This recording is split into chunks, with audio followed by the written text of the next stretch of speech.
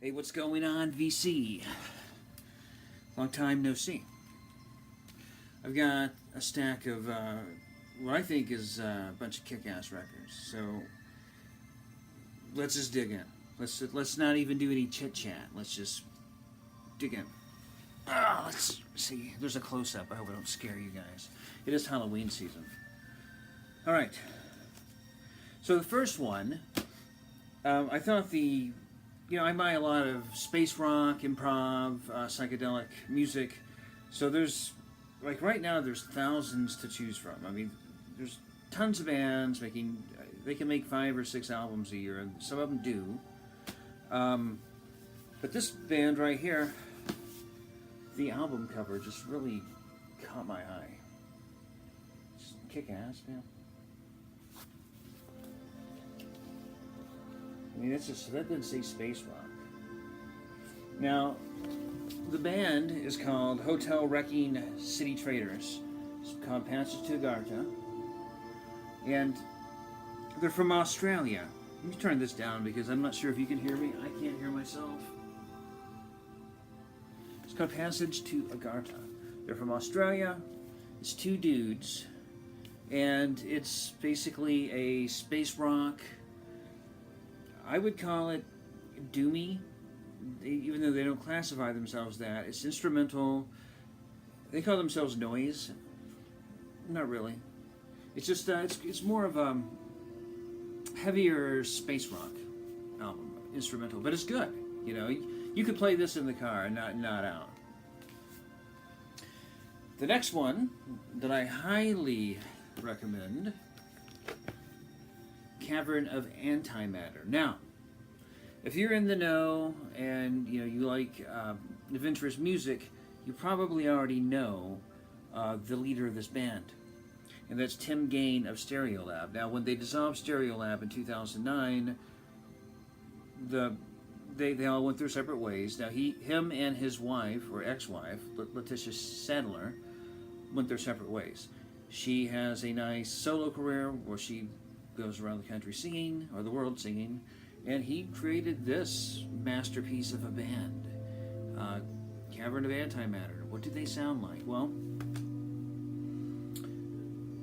in a nutshell, I would say you could put them next to, well, I don't even want to say that. I was going to say you could put them next to the Chemical Brothers, and they're a little bit more unpolished, more organic, where the Chemical Brothers are overproduced. These guys they could do their stuff in just a couple of takes. Like maybe a blockbuster film, The Chemical Brothers, versus an independent film, The Cavern of Antimatter. There's techno, there's krautrock, there's electronic, there's vocals. Bradford Cox from Deer Hunter does a vocal on here, and it just kind of sounds like a psychedelic Deer Hunter track. And that's the only track on here that sounds a little bit out of place. Other than that, most of it, I would say all of it is instrumental. There's another vocal track, but it's very manipulated. It sounds electronic to me. Highly recommend. It's a triple LP, is what this is. And each side's about 10 to 14 minutes long, but it's great. A couple of weeks ago, my neighbor was having an estate sale. It's an Indian guy. I'm not sure if he lived by himself or he had a family. We always would see him outside watering his lawn. So we thought, let's just go over there. And of course, the first thing I look for are records. And I would never thought, I'd find anything there, but you never know, right? I found 2 things. There was a very small stack, I would say 12 records, 10 Christian and 2 other ones, and I got the 2 other ones. Ravi Shankar, 3 Ragas. $2. I picked this up. And this is pretty much near mint. I don't know how much it's been played, but it looks flawless. Plays flawless. Beautiful album. And then the other one was by a guy I think I'd heard of before. I'd seen him on Facebook, but I didn't know who he was when I saw the album. I actually went home and then came back. I bought Ravi first, came home, looked him up and thought, oh, that's him, and then came back and bought it.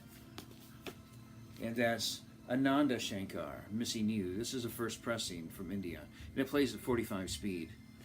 Um, this is kind of a mix of Indian and Western, like, or I'd say Eastern and Western music.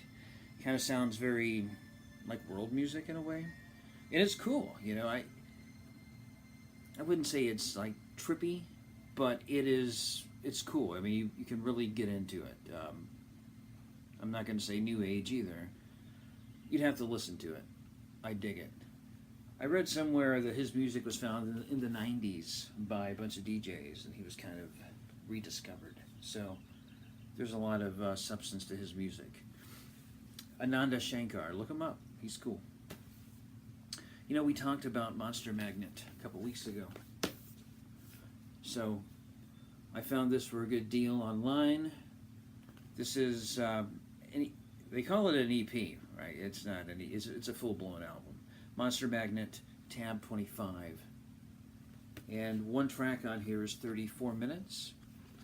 And this is not a double album. This is a single album. So on side one, it's a full 34 minutes. I thought they were going to cut it down and make it like 20 minutes, right? But they did not edit it, and it sounds brilliant. And I like when they do that. I mean, I'm not an audiophile. Just cram as much as you want.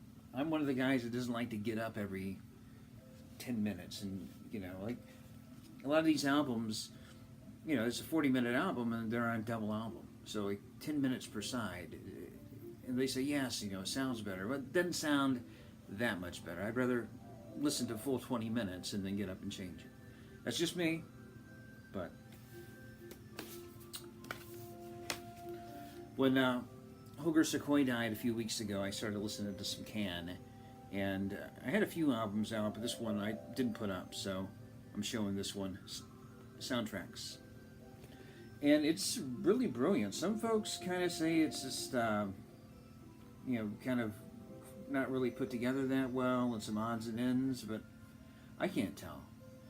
Deadlock, Tango Wistman, Mother Sky. I mean, these are some great songs.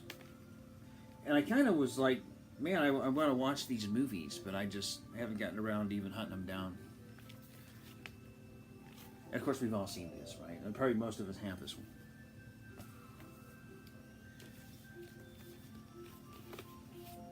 John Coltrane. It's Africa Brass, the John Coltrane Quartet. Now, when I first started making videos a little over a year ago, there was a guy in the YouTube, Facebook community, Chris Cole. He welcomed me with open arms. He was like, hey man, you're making videos, that's cool, And his moniker, I think, is Chris Coltrane, 1968, I can't remember. So I was listening to some Coltrane. I was like, hey man, I can't really get into him. I get into his wife Alice, but I just, he's hard to get into. And he was like, hey, pick this one up, Africa Brass. It's a good starting point.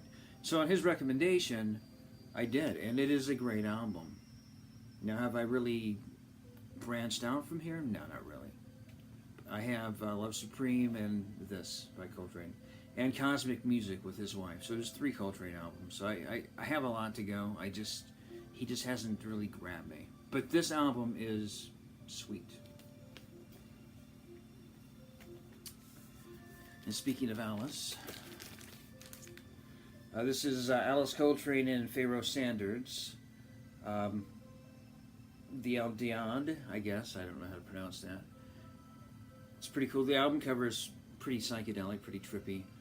I like the music within this. And speaking of Pharoah Sanders, they are reissuing 3 of his earlier albums. Can't remember the names. You'd have to look that up. 2 from the late 60s and 1 from, I think, 1970. And you better believe I'm going to be picking all 3 of those up because they're expensive. I think on pre-order you can pick them up for a triple vinyl set for $60 or $19 a piece. And buying them on their own, I looked at a couple. I have looked at a couple before. They're, $35, $40, $50, for a nice copy. So I always welcome a reissue. I'm not the kind of collector that needs, a first pressing. If I can get a nice first pressing, that's cool. I'll take it. I like it. But if I can save money, 20, 30, or $100 in some cases, $200 in some cases, I'll take it.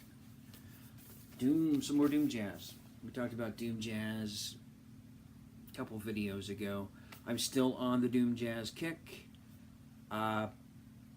I got some more Doom Jazz on the way. There's some reissues. Speaking of reissues, there was an album that I wanted that was about $200. And Denna Valley Records, it's called the Mount Fuji Doom Jazz Orchestra. Yeah.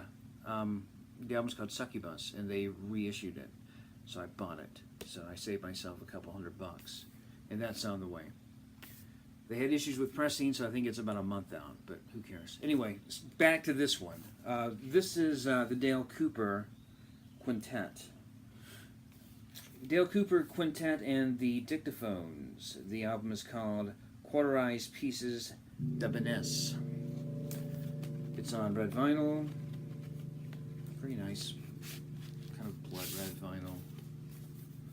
Very dark, gloomy. Really good stuff.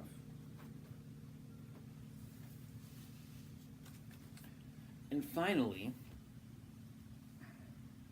I saw this, and some of you guys will probably recognize this. Somebody on a Facebook community posted this, and the album cover was like crack to me. It was just, and it came out in 1969, and it was kind of Indian influence, so I mean everything about it just struck. So I had to get it and buy it. And it's Curie Jazz by the Indo-British Ensemble. And look at that. The music is almost as good as the album cover. Let me just put that up there. So this, I think it's only one pressing is what it is. There might have been out on CD, but as far as vinyl, I could be wrong on that. But it's 1969, which is a great year for music, and it's jazz with that Eastern tinge to it, and it sounds amazing. I mean, just like I said, the album cover kind of says it all. It's not real heavy, it's not real light, but it's cool. So I didn't have this in my collection 2 months ago, but as soon as I saw that, I had to get it. It had to belong in my collection. So yeah, we're approaching about 13 minutes. I wanted to make this real brief, just to kind of just get some records out there. I recommend everything that I showed, especially if you're into the adventurous music, kind of the spacey stuff. Check it out. You guys have a great week. We will catch you later. Take care.